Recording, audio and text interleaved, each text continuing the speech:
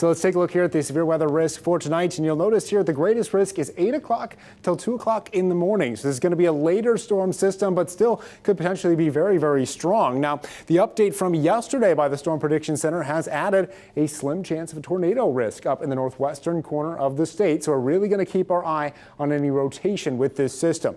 However, it's much more likely that our main threats tonight are going to be some hail and especially gusty winds. Now, there's a couple of things we want to point out. The hail and winds look about the same, a low to elevated risk across the northwestern corner of the state. But you will notice that the winds extend a little bit further into central and southeastern Wisconsin, which means that these storms are going to die out rather quickly once they move into the state.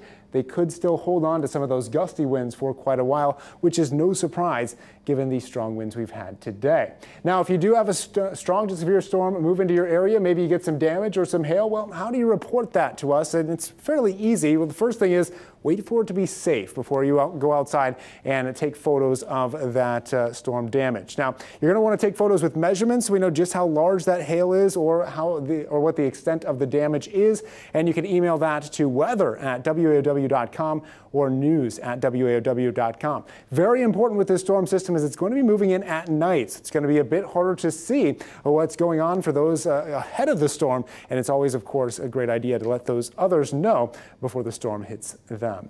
Now, our satellite radar picture is showing a line of thunderstorms here developing in northern Minnesota. That's what's headed our way for tonight, but it's going to take a little while before it arrives. Still about 100 miles off of Ashland County, and Ashland County is looking at these storms likely around 8 o'clock or so. Central Wisconsin right now, though, showing a decent amount of sunshine and some wispy clouds moving in from the north. That's going to continue to be the case for the rest of tonight as we increase in cloud cover. Otherwise, you can see here from our weather camera network looking beautiful in Wisconsin Rapids, Wausau, Rhinelander, and Plover. You can see, though, the flag on the Olson Auto Body and Paint camera in Rhinelander waving around quite a bit. Current temperatures in the upper 70s.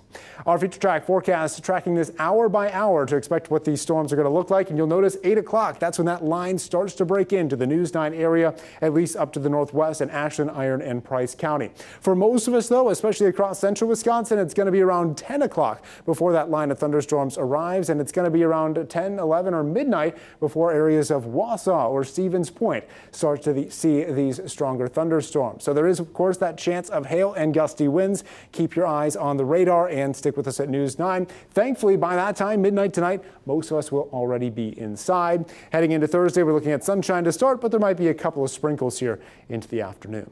Now tonight we drop down to 61, mostly cloudy and windy with a few thunderstorms. Southwest winds 25 to 35. Our forecast high tomorrow 74 degrees. Bit of a cooler day and still a bit windy. 7-day forecast moving forward is going to show 80 degrees. Nice end of the week here on Friday.